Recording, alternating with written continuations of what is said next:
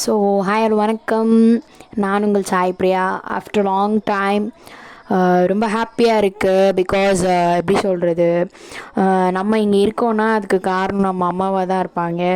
So எங்கள் அம்மாவுக்கு birthday October 2 நாளைக்கு. ஸோ லைக் ரொம்ப ஹாப்பியாக இருக்குது.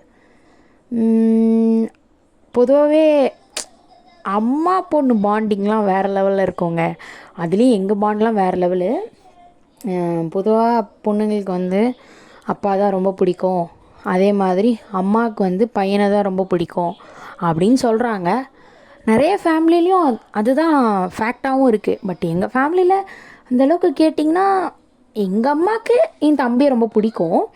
பட் எனக்கு வந்து பர்சனலி எங்கள் அப்பாவோட அம்மாவை தான் ரொம்ப பிடிக்கும். ஏன்னா நிறைய டைம் வந்து என் கூட அம்மா தான் எப்பவுமே ஸ்பெண்ட் பண்ணுவாங்க. அம்மா தான் ஃபஸ்ட்டு பெஸ்ட்டு ஃப்ரெண்டு, சண்டை போடுற பார்ட்னர், அதாவது ஒரு சிஸ்டராக ஃப்ரெண்டாக, அம்மாவாக இருக்க வேண்டிய இடத்துல அம்மாவாக சப்போர்ட் பண்ணுற ஒரு சப்போர்ட்டிவ் பர்சன். நான் நிறைய விஷயம் அச்சீவ் பண்ணியிருக்கேன், நிறைய பேரால் நிறைய பாராட்டத்தக்க விஷயங்கள்லாம் பண்ணியிருக்கேன். லைக் நீங்கள் உங்கள் பொண்ணை நல்லா வளர்த்துருக்கீங்க, இது வரைக்கும் எல்லோரும் சொல்கிற ஒரு விஷயம் எப்போவுமே சொல்லுவாங்க. ஸோ அது எல்லா க்ரெடிட்ஸுமே அம்மாவுக்கு தான். என்ன பட்டு அடிக்கடி நிறைய சண்டை போடுவோம். சும்மா நான் எதாவது தப்பு பண்ணிவிட்டு அம்மா மேலே போட்டுருவேன். அப்புறம் அம்மாவை புரிஞ்சிக்காமல் நிறைய டைம் அம்மாவை ஹர்ட் பண்ணி கஷ்டப்படுத்தி இருக்கேன், நிறைய வேர்ட்ஸ்லாம் விட்டுருக்கேன். பட் ஆனாலும் அம்மா தான் ரொம்ப ஸ்பெஷல். நான் எப்படி யோசிப்பேன்னா, நான் அம்மாக்கிட்ட மட்டும்தான் உரிமையாக இருக்க முடியும்.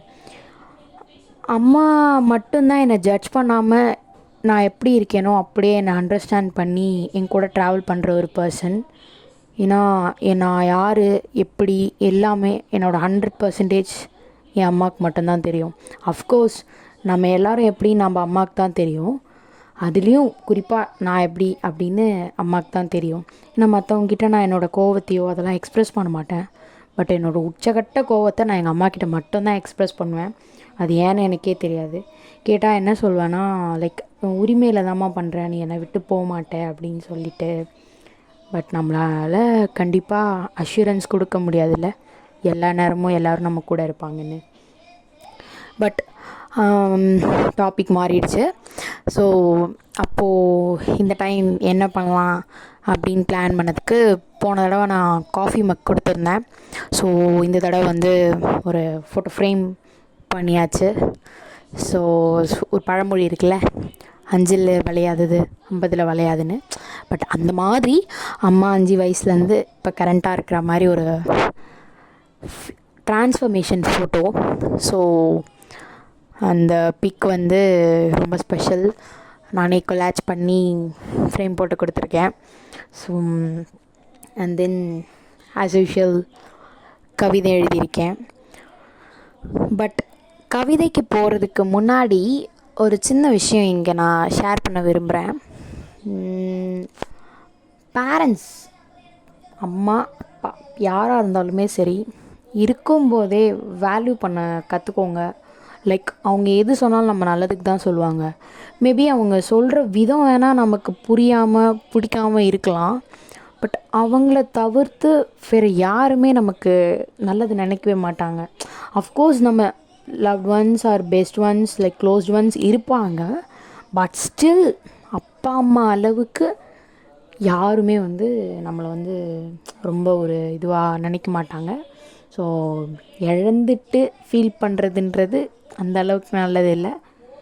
இது வந்து இந்த டைம் நான் இப்போது அப்பா கூட இருந்திருந்தால் நல்லா இருந்திருக்கும் அப்படின்னு தோணுச்சு. ஸோ அதுக்காக சொல்கிறேன்.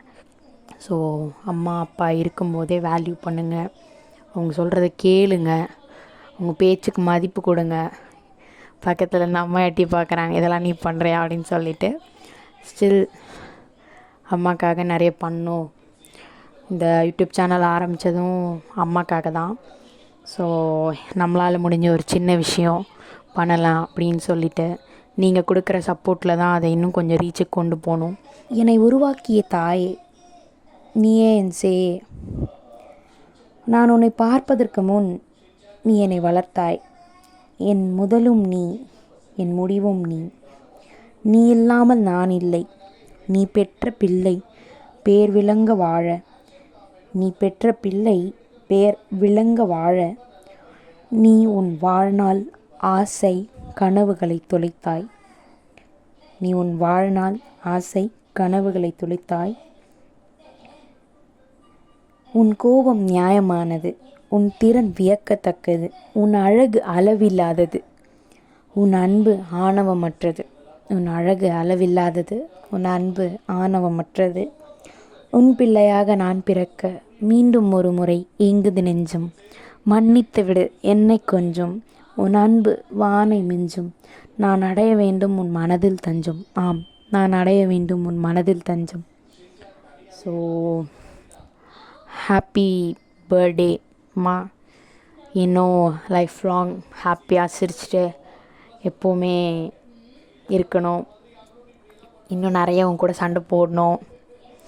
இன்னும் நிறைய நம்ம வந்து டைம் ஸ்பெண்ட் பண்ணி மெமரிஸ் எல்லாம் க்ரியேட் பண்ணணும். ஸோ நிறைய நேரத்தில் உன்னை நிறைய தடவை ஹர்ட் பண்ணியிருக்கேன். அதுக்கெலாம் சாரி. உன்னை புரிஞ்சிக்காமல் நடந்துக்கிட்டதுக்கெலாம். எப்பவுமே சண்டை போட்டு ஸ்டேட்டஸ் போட்டு சாரி கேட்குறது என்னோடய வழக்கம். பட் ஸ்டில் இப்போ போல் எப்போவுமே சிரிச்சிட்டே ஹாப்பியாக இருக்கணும். நான் எப்போவும் உனக்கு சப்போர்ட்டிவாக இருப்பேன். அண்ட் நீயும் எனக்கு சப்போர்ட்டிவாக இருப்பேன்னு எனக்கு தெரியும். நம்ம அம்மா பொண்ணுன்றதையும் தாண்டி ஒரு ஸ்பெஷல் பாண்டை மெயின்டைன் பண்ணிகிட்ருக்கோம். அதையே மெயின்டைன் பண்ணணுன்னு ஆசைப்பட்றேன். பாய்.